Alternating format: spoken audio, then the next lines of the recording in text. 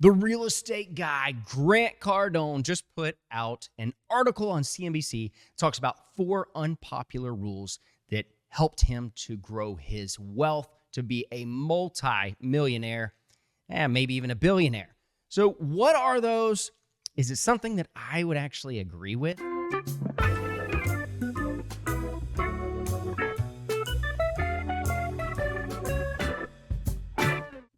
Hey, it's Eric with Jazz Wealth Managers. If we haven't met, we are fiduciary advisors here.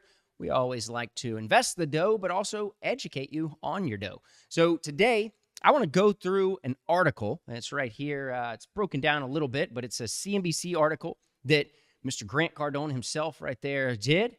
And he was a contributor on this, talking about, it's cut off a little bit there, but it's millionaires share 4 unpopular money rules that made him rich. So, what are the rules? Let's go with the first one. Let's see exactly what this man's talking about here and if I agree with it. So the first one he has is don't make big purchases unless you have 2 times its price saved up. Now, this rule I actually say is an awesome rule. And he even goes into a little bit more detail in this article of why he says to have this rule. The biggest part of the rule isn't because you need more money than what you're paying out to buy something. The actual idea of this is to save up a little bit more to give you the time to actually think through, is this something I really want? To give you a little history on that, I was actually looking at a Rolex watch when I was in my early 20s.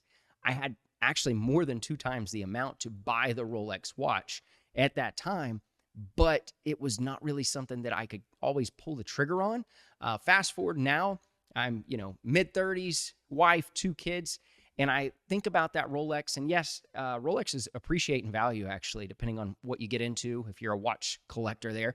But the idea is, look, if I were to, have this watch and be able to flip my wrist there and show everybody something, it wouldn't mean as much to me now as maybe taking that money and taking a trip and really creating an experience with my children and my wife. So just to give you an idea with that, how times will change and things will change. And that's why Grant talks about really waiting until you have double the money and then think through it and say, hey, is this still something that I'm really wanting to do? Because oftentimes it won't be once you get to that point.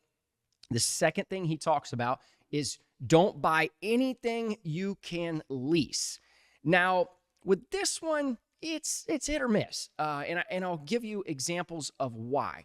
First of all, Grant Cardone leases his vehicles.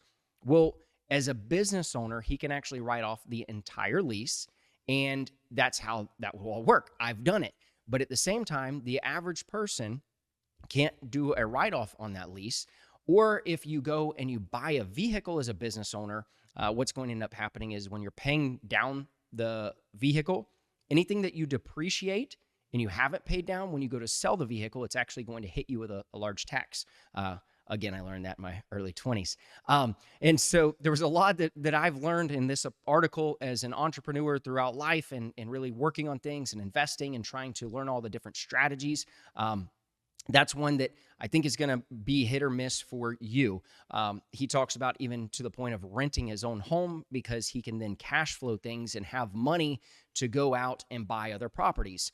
In a sense, I agree from his side of it, but the average person isn't doing that. And the average person isn't doing exactly what he did, and he's a big risk taker with what he does as well. For myself, I actually built a home, and instead of renting that home, and I built the home and I sold it and I made a lot of money on that home. So that's a whole nother way to do it. So I would say, what's the old people term? Like there's more than one way to skin a cat. That's kind of a messed up saying. I don't know if I should say that, but that's one way to look at things though. There's a lot of things here to look at with that one. All right, number 3, let's see what Grant says here. Don't spend to impress others. Come on. That's just, that's a given. I actually cheated and may have given you number 4 there as well. I don't know. So don't spend to impress others. That goes back to the Rolex. What the heck did I want a Rolex for? It wasn't for me as much as it was to show others that maybe I had made it, which I hadn't made it. Oftentimes, I actually, another story with that, my my wife went to this event, and recently, as I'd mentioned, we sold our house. We've invested quite a bit throughout the years. We're not, ultra wealthy people, but I feel we're at a point in our lives where we're very comfortable. Now, given that fact, my wife has a vehicle, a nice Explorer. I drive a 2014 Ford Focus because it gets great fuel mileage and gets me back and forth. We don't need something to impress others. Once you get to a certain point in life, I get to a certain point, I feel very comfortable with that.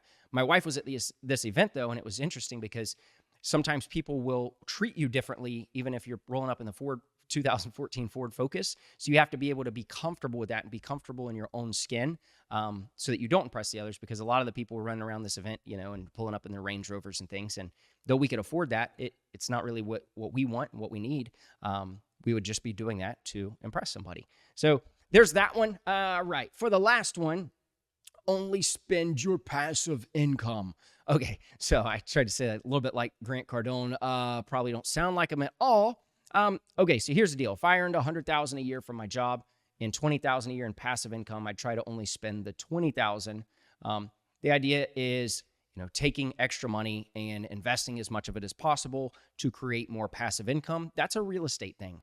Not always is that the best case scenario, but for him, that is what works. So that's one that I would say is more specific to him, though it's a cool rule, especially if you're looking at the real estate idea of things and wanting to go that route. There's a tip for you. So just some cool stuff there from Mr. Grant Cardone. It's not a dig at him whatsoever. I think the guy is very knowledgeable. He's done very well for himself. He's everywhere right now, which is something that he actually has the intention to do from a marketing perspective when I watch some of his stuff. So if you see him out there and you see things, you'll know that he's trying to be everywhere. That's why you're seeing him. Thanks for watching. If you want to watch more FinTips videos, click here. Be sure to like and subscribe.